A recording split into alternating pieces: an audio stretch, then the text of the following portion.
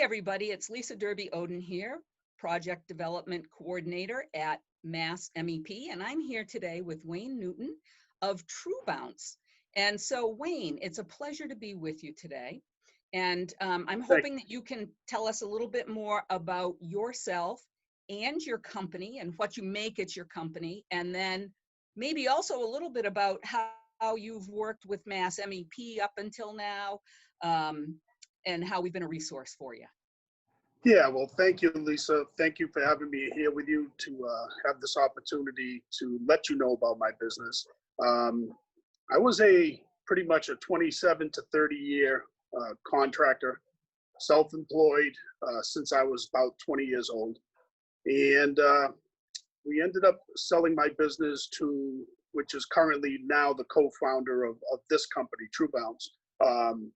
We started doing playground renovations, doing splash pads and stuff like that, you know, municipal work. And we started pretty much building our own backboard to what they used to be like in basketball. The new backboards that they created today was just a piece of steel or a piece of aluminum, and they play really lousy. So we wanted to get back to that having fun in the playground type of attitude. So what we did is we developed a clear basketball backboard with perforated holes in it to allow the energy of the ball that's trapped in front of the ball to release through the back of the backboard. Wow. And what it does is what we call, why the name is TrueBounce, we believe it's a truer bounce for the game. It keeps the game played close to the basket where it was intended to play. Unlike today's game with the three-point shot, it's been pushed way out to the foul line or to the top of the key. So we wanted to bring back an opportunity for the players to be rewarded to play the game properly. That is really interesting. Yeah, it's fun.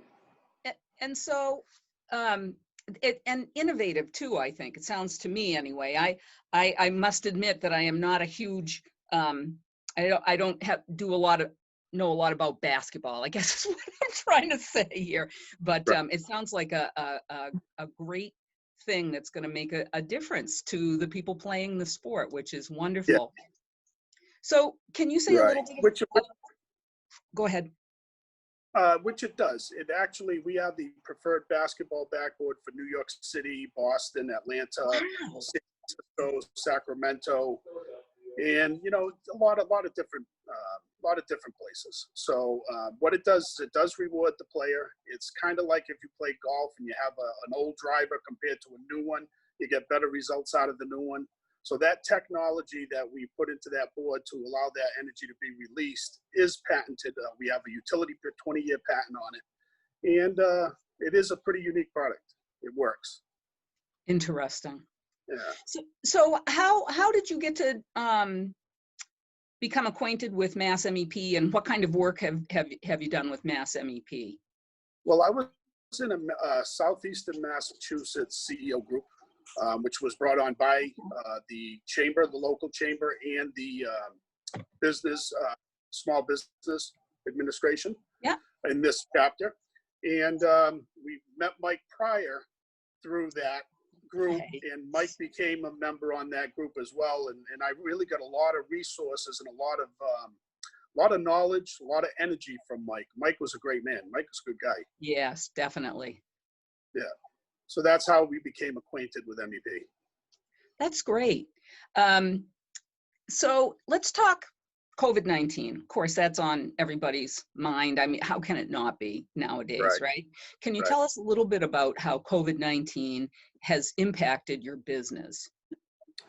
Well, it really, knowing basketball and being out in the playgrounds, and that was one of the first things they shut down when the pandemic hit. They started taking down all backboards, rims, that type of thing. Until this day, they're still not putting up the full court. They only want half courts, so you know, it minimizes the amount of people that are playing at one time. So it's had a tremendous impact on us. Yeah, I was thinking about that before we even started the call today, about how that must have like really just stopped your business in place almost. Yeah. So, but you've been pivoting to a new product, correct? Yeah, a couple of new products actually. Yep. Okay, can you tell us about that and how you developed the ideas and whether Sure. you've gone into production yet or not, like the status of the whole project? Right, right. So we got a, you know, as we were shut down, I'm saying to myself, okay, how are we going to turn the corner here? How are we going to get back to business as usual, if that's such a thing? Also wanted to figure out how we could work to helping everybody be safe. Mhm. We know that that was where everybody needed to pivot to, especially as a manufacturer. And so that, you know, I started putting my mind to work and came up with what we call our soft shield product lines. Um, we've created pretty much a flexible, very inexpensive divider for the school reopenings. Uh-huh. We do them in different shapes, different sizes, and we use a corrugated polymer, and we put in some vinyl windows, some fire retardant vinyl soft shield windows, and that's what we do. So we've started manufacturing those. We put out a couple of prototypes. Local schools here in our area have liked what we presented, especially the cost of the product, which is very inexpensive. And knowing that they have such tight budgets and so much Right. to buy for PPE, it was a perfect fit. And then we also developed our soft shield caps, flex caps, which is a baseball cap with a flexible shield on it that can be removed by 3 snaps. You can use it outside the safe area. You can use it indoor. And mostly it was developed for, you know, the school setting where they could use the hat in recess. They could put the shield back on when they come in. They can take it off 2-3 times a day, sanitize it, put it back on. And it doesn't scratch that easy, not like the regular polymer shields that we have today, the film shields or the poly shields. So, and safety was a big deal developing this because we wanted something that would be soft, so if the kids are horsing around and their head goes down, it doesn't dig into the chest and that type of stuff. There are so many considerations to take into account when you're developing a product like that. And I want to thank you for your focus on the schools, because that's such a big area and so critical, and sounds like a couple of great products that will really be able to help out. Yeah, Um, I understand that you're part of the Lever Round 2 Entrepreneur Challenge. Now there's a mouthful, right? yeah, that's a mouthful. Can you share a little bit about your experience with that, like what it is that challenge is, and Right. you know, if you've what other resources may come with that as you're working with that? Okay, great. Yeah, so Manny Jerome in your MEP set us up and told us about the opportunity to get involved with the Lever Challenge. So we filled out the application forms, told them what we had, and we were accepted and became one of the finalists for the challenge to get a $25,000 grant to advance the Excellent. business in what you're doing. So we got involved, and Jeffrey Thomas, I can't say enough about him. He's been great. The whole crew, April, Jade, and you know, so many people behind the scenes that have a lot of knowledge. They have a lot of savviness to them, if I can say Yeah, that, yeah, that yeah. that allow them to really get down deep and to get you on a real platform where you can come out and be yourself while expressing the what your product does and how many people, you know, you can show it to and what the approach should be. So you know, sometimes we get caught up so much in the minutia that you don't, you know, there's nothing that you start overthinking and you overtalk, and they brought it right back down to a level and saying, here, this is where you need to pitch it. And it's been very helpful. You know, isn't it great to have like an objective point of view while you're going through a process like that? Because, you know, as diligent as any of us try to be in that kind of a process, you know, we can spin in our own circles, and to have somebody say, did you think about this, or how about that, can be such a tremendous value to the whole process. It really is. And it's that famous cliche, right? It's lonely at the top. A lot of Yeah. times you don't have a lot of, you know, well, Yeah. you work with people all day and everybody has their opinions, and, you know, they're coming at it from a different angle, and Yeah. it's all that. everything's valid. But when you hear it from an outsider, from an outsider's point of view that has no knowledge about it, it makes a big difference. Yeah, that's great. I wish you luck in that process. It sounds like it's Thank an exciting kind of process. Yeah. Hey, I see that your backboard products are made in the US, which I think is great. I always love to see the made in USA stuff. Yeah. So you probably aren't making any of those right now, but with your other products that you're pivoting to, does that help you with your supply chain issues at a time We like have, this? we have, actually, we are producing backboards, believe Okay. it or not. And we're about 30% down right now, if I had to take a guess. Yeah. Yeah. So we are producing the backboards. However, our supply chain is falling down on us. Oh, We use a thick abrasive resistant UV polycarbonate in our product. So it's a specialized product. And we do quite a bit. I'd say close to $500,000 a year in that type of product. But because it's a 1/2 inch thick, all the manufacturers have pivoted to the 1/8 inch, 16th inch, yeah. 3/16 and 1/4 inch, all for the dividers and the shields that they're putting up in stores and restaurants and bars and wherever. So what's happened is they've stopped producing. So we're looking at 23-week lead times. Oh my I goodness. pretty much saw this coming. So we did have a bunch of open POs out there that would allow us to get through some of this if this happened. And Yep. we've pretty much gone through them. And it's getting a little hairy now because that supply chain is going to be an issue. Also with the aluminum that we use. So aluminum's becoming more and more scarce.